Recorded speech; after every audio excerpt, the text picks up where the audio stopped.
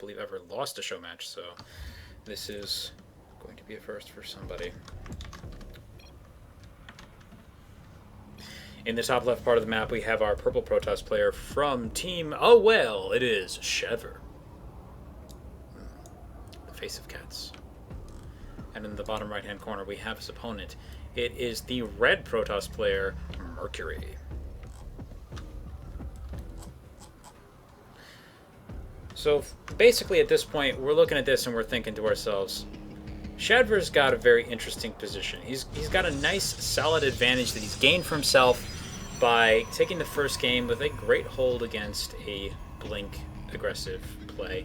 It wasn't exactly the cheese version of it. He didn't go full-on 4-gate. Transitioning out of that was not particularly difficult for Mercury. However, he didn't really manage to keep enough of his army alive to survive the counter push. So I'm very excited to see what it is that Mercury has planned for us next. Shadver, I actually don't really know too much about what either of these players tend to do in PvP. I do know that a lot of the common builds these days tend to include Oracles, very, very popular. Blink Stalkers, obviously, also very, very popular. We just got to see some of that. When people aren't going the Stargate play, they still sometimes throw in the DTs. Not particularly unusual for that. And there are still some players, despite the fact that this was used constantly in Wings of Liberty, that actually do like to open with Phoenixes. It's a little bit of a tricky build. There's a couple things that you can't really deal with so great. For example, DTs in particular. Tend to be very, very difficult to hold off if you open with Phoenixes. But the thing is, that's going to be generally true no matter what opening you use. You're not very likely. You're going to get something that hard counters you. Some players like to go with a fast expand built on the back of a Robo Bay, but as you can imagine, that doesn't tend to do so great against Stargates. So there's a give and take. You roll some dice no matter what. The truth of the matter is, though, there's no such thing as a true build order win unless you're talking about cheese. When you're just talking about these pure one-base plays, they actually can hold off their hard counters. It's not easy, but it can be done. Hello, Nazgul. Good to see you in the chat. And we have up here in the top left, usual opening, as you can see from Shadver, where he goes for the Stalker opening with two guys in each geyser. Standard opening from Mercury, both pylons and base. Nobody proxying anything around the map. So now we're just going to simply watch Mercury's probe do a very, very interesting patrol maneuver back and forth. Well, he basically wants to see what tech comes down after this. It is possible to delay the tech that you pick just a little bit. Looks like it's going to be Warp Gate and a Stalker, so he isn't doing anything particularly unusual. Warp Gate, Stalker, Mothership Core. Very defensive opening, a little bit more scouting based. Mercury, also dealing with the scout of Shadver's in his base. Same basic setup, going for the Stalker as well as the Warp Gate. Neither player really trying not to show their hand with their Chrono Boost too much here. See though, Shadver having used his a little bit, I believe, on the Stalker, which is just about to finish. Warp Gates are at about the same rate, and Shadver this time is opting for Oracle. Mercury, on the other hand, looks like he might be playing the exact same game as he was last time, and we have what is most likely going to be Blink Stalker play. He isn't saving.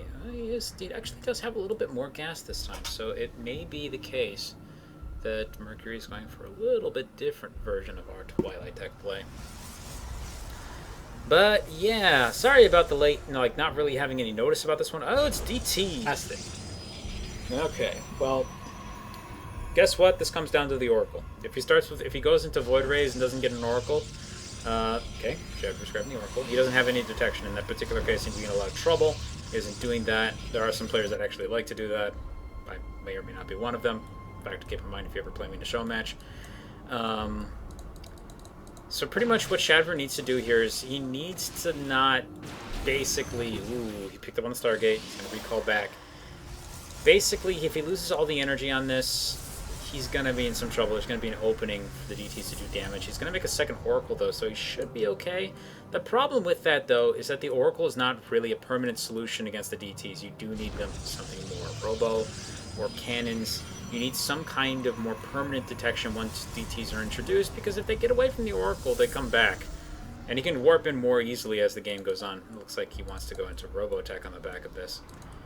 So here comes the Oracle's going to dive into the base. There are 3 Stalkers there immediately. Shadver did not pick up on the DT Shrine. This is DT. Very, very dangerous for him right now. The proxy pylon is going to be placed at the front of the base. Yep. But anyways, I was about to say, wasn't really able to put any advertising out for this one because I wasn't able to confirm it until basically a couple hours ago. So, yeah, not much you can do there. Also wasn't sure I'd be able to cast myself because my throat actually feels pretty messed up. I don't know what is going on with it, but, well, more to the point, we have 2 Oracles and 4 Stalkers in the main base. Mercury right now is trying to get what damage he can, actually just brute force his way into the main here. He's killing a lot of probes in Mercury's base, and unfortunately there's a DT back home that is now here. There's no detection. He's warping in the Oracle, which will be able to take care of this most likely, but the thing is he will probably lose most of his probes by the time he comes out. Both players are in a very, very dangerous situation. The Oracle's now flying overhead. DT's having scared off the rest of the army, but the Oracle's are actually out of energy now. I guess we'll wait just a little bit longer, and then they'll be able to go back in. So it looks like, at least in the short term, Mercury's going to be the one with an insane economic advantage, having actually pushed himself to 26 to 4 probes as of this point. Now 3. These 2. Where's one? Where's the other probe? Is it there? Down here? Nope, he died too. The DT's found him. There's no detection energy. There it is. He's going to kill that off. And pretty much Shadver's only hope of victory right now is to kill everything. He must kill all the probes in the base, and then he must kill all of the buildings, including this pylon back here, without really any ability to replenish his own buildings. DTs are going to get to work on his own base. They're going to start killing out the pylons. Little does he know there's actually no chance of a warp in. Fight is going on back in the base. He has thrown down what he can, but unfortunately there's so many stalkers here that this may be too little too late for our purple Protoss player, as he's lost one stalker left. But yeah, he doesn't have anywhere near enough that Immortal in play would be able to kill the buildings so quickly. Mercury takes game number 2.